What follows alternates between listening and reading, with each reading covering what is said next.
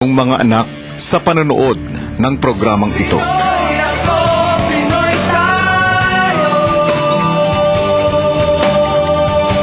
Dalawang linggo nang dinadaing ni Cody ang sakit ng kanyang ingrown sa paa. Nagpapa-pedicure ka? O kaya? Hindi sabi ng doktor. Dapat talaga. Tinanggal na ng doktor after nun, sabi Madalas niya, ka na magpa-pedicure. siguraduhin mo na every, like, 2 Parang to 3 regular. weeks, regular na dapat. Oo. Shoot, ngayon parang nafe-feel ko na ang sakit nito pag pinatanggal ko. Alin? Ingrown. Oo.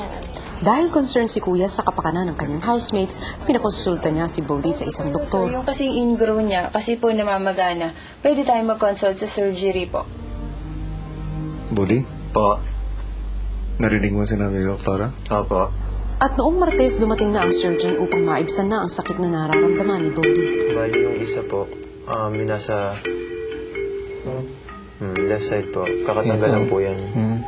Explain ko sa'yo, Bodhi, kasi when you say ingrown toenail, yung normal na pagtubo ng nail mo, dapat diretso lang. In your case, tumubo siya sideways. Yeah. In effect, tumutusok siya doon sa laman mo, sa side. Okay? So, tingin ko kailangan tanggalin na lang natin yung nail. Question lang po, natanggalan na siya one time. Natanggalan ka na before. Ditong same nail po.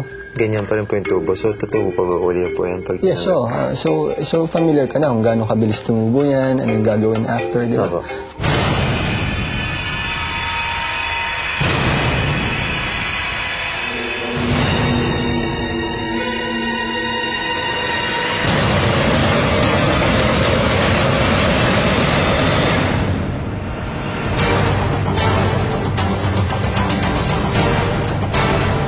Lahat tayo'y mayroong pagkakaiba.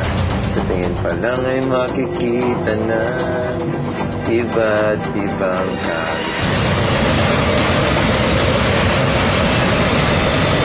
Pero mas mabilis lang, di ba? Opo. Ano pakiramdam mo din? Okay naman po kuya, wala pa pong nararamdaman sa ngayon. Baka po mamaya. Iwasan mo rin tama-tamaan yan, ha? Sige po. So, Sasabihin ko lang po sa mga kasama kong huwag akong pagtrabaho. Sa confession room, may iniutos si Kuya kay Gian.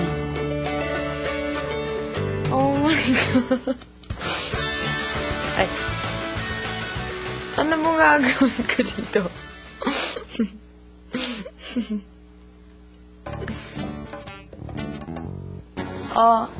Sali mo sa omelette mo. Ano Kuko ni Bodhi. Yeah. Omelette with Bodhi's kuko? Sama? Pwede, Gian. Basta ikaw ang unang titikim. Ang simple lang. Kuko ni Bodhi. Remembrance mo. Oh, may label pa. Yeah. How gross! Full of blood! Kung ako sa'yo, Bodhi, ipapalaminate ko ang toenail mo. O, diba? Sosyal. Hello, Philippines and hello, world! Gusto ko lang ipaalam sa inyo na ngayon ay mahigpit nang iniingatan ni Bodhi ang kanyang tinanggal na toenail dahil collector's item daw iyon. Joke lang mga kapamilya. Pero ang hindi joke ay ang paglutang ng pagkakahiwa-hiwalay ng mga housemates sa loob ng bahay ni Kuya. At ngayong gabi ay magkakaroon tayo ng ideya kung ano na ang nangyari sa samahan ng ating mga housemates sa loob ng 94 days nilang pananatili sa bahay ni Kuya. Sino nga ba ang naging magkakaibigan at sino ang hindi gustong makasama ng isa't isa?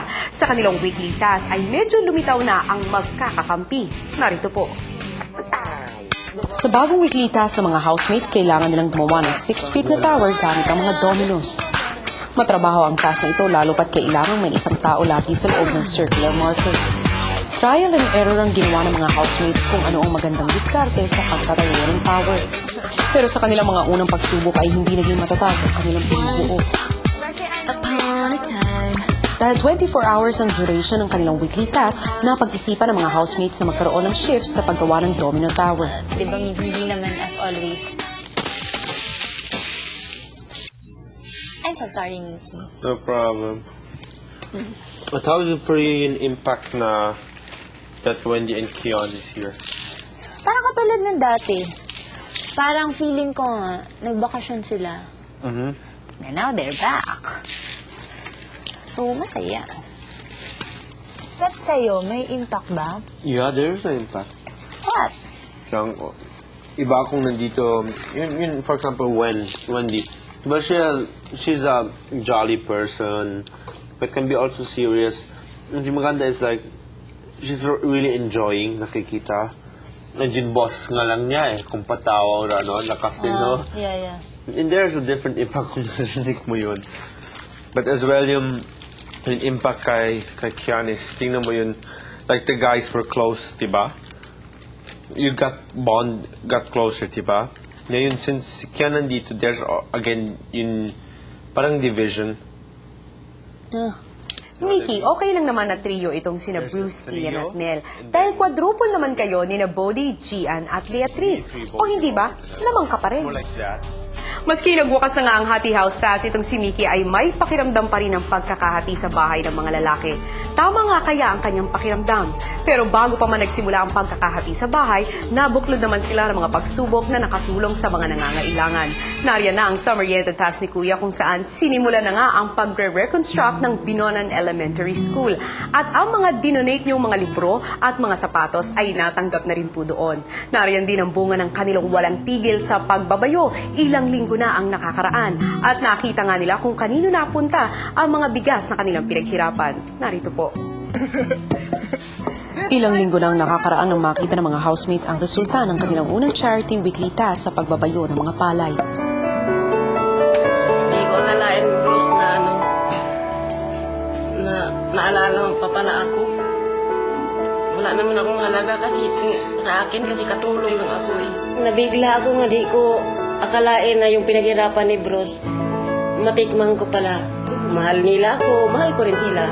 Alaga nila ako, alagaan ko rin sila. Habang ako'y may buhay, sabi ko sa kanila.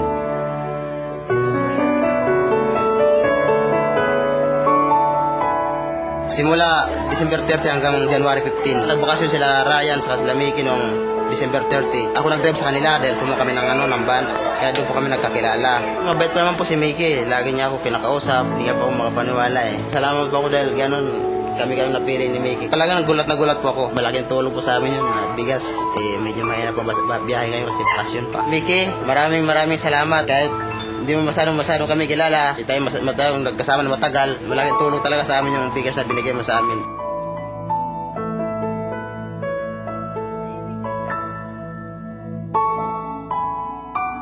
Maraming salamat po, Bia, sa kami ang napili. Hindi sa Alien Settlement na tinawan mo ng regalo.